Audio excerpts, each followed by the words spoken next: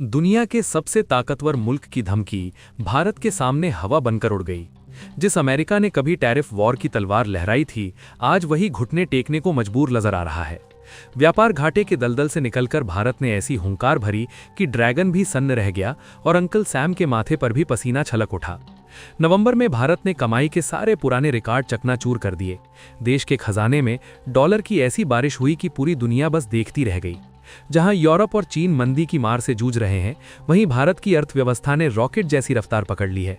साल 2025 का दिसंबर महीना भारत के इतिहास में सुनहरे अक्षरों में लिखा जा रहा है, जब पूरी दुनिया एक अजीब सी आर्थिक बेचैनी से गुजर रही थी।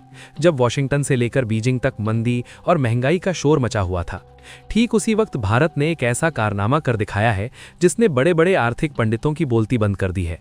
ये खबर किसी सीमा पर लड़ी गई जंग की नहीं है, बल्कि ये जीत है उस आर्थिक कुरुक्षेत्र की जहां डॉलर और व्यापार के नियम चलते हैं।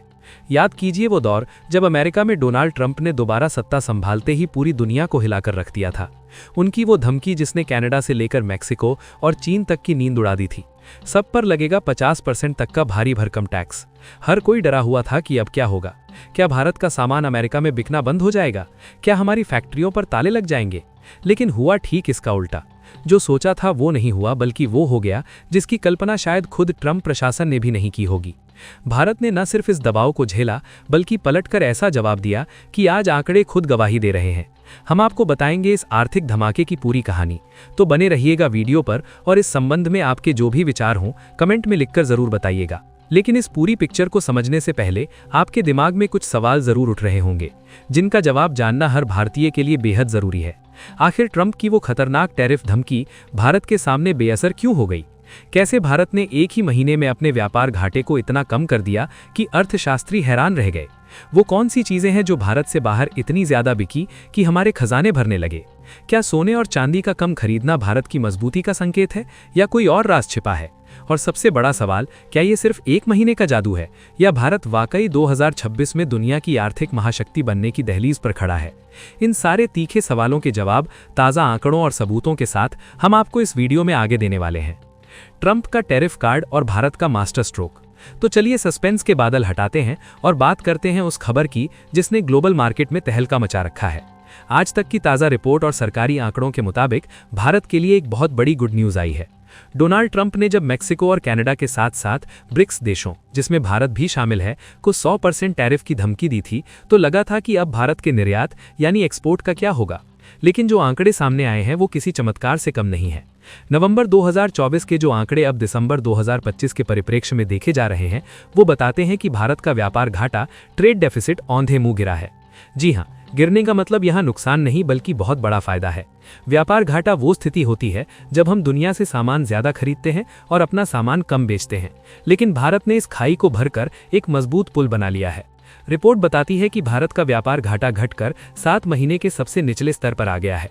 यह आंकड़ा 17.52 अरब डॉलर पर सिमट गया है, जबकि एक साल पहले इसी महीने में ये 20 अरब डॉलर से ज्यादा था। इसका सीधा मतलब यह है कि हम विदेशियों को अपनी जेब से पैसा कम दे रहे हैं और उनसे पैसा ज्यादा वसूल रहे हैं। ये गिरावट तब आई है जब अमेरिका जैसा देश अपनी संरक्षणवादी नीतियों के तहत अपनी दीवारों को ऊंचा कर रहा था। ट्रंप सोच रहे थे कि टैक्स बढ़ाकर वो दूसरे देशों को घुटनों पर ला देंगे, लेकिन भारत ने अपने एक्सपोर्ट यानी निर्यात को कम नहीं होने दिया, बल्कि उसे स्थिर रखा और आयात को चतुराई से कम कर दिया। ये भारत की उस कूटनीतिक और आर्थिक रणनीति का हिस्सा है जिसे स्ट्रेटेजिक ऑटोनॉमी कहा जाता है। हम ना तो डरे ना झुके। हमारे व्यापारियों, हमारी इंडस्ट्री और हमारी सरकार ने मिलकर ये साबित कर दिया कि अगर दुनिया को सामान चाहिए तो उन्हें मेड इन इंडिया खरीदना ही पड़ेगा, चाहे उस पर कितना भी टैक्स क्यों ना लगा हो। ये भारत की मैन्युफैक्चरिंग की ताकत है जो अब दुनिया के सामने खुलकर आ रही है। निर्यात का बाहुबली, दुनिया को भाया देसी माल। अब जरा गहराई में उतरते हैं और देखते हैं कि आखिर हमने दुनिया को ऐसा क्या बेचा कि डॉलर की बरसात होने लगी। अक्सर लोग कहते हैं कि भारत तो सिर्फ आईटी सर्विस बेचता है, लेकिन 2025 का सच कुछ और ही है।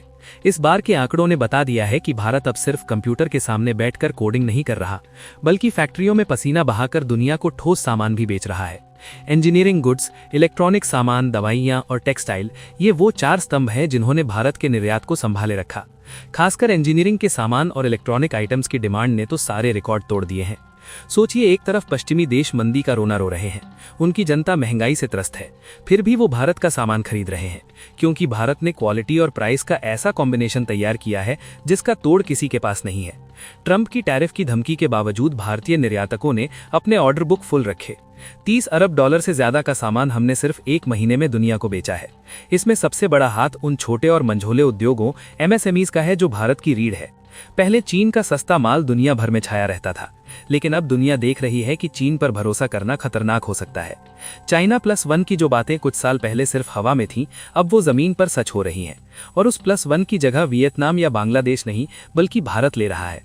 हमारा फार्मा सेक्टर यानी दवा उद्योग तो दुनिया की फार्मेसी बन ही चुका है, लेकिन अब मशीनरी और इलेक्ट्रॉनिक्स में भी हम बादशाहत कायम कर रहे हैं।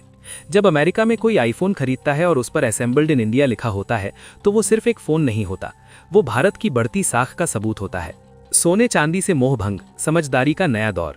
कहते हैं कि पैसा कमाना जितना जरूरी है, उससे ज्यादा जरूरी है उसे बचाना, और भारत ने इस बार यही करके दिखाया है।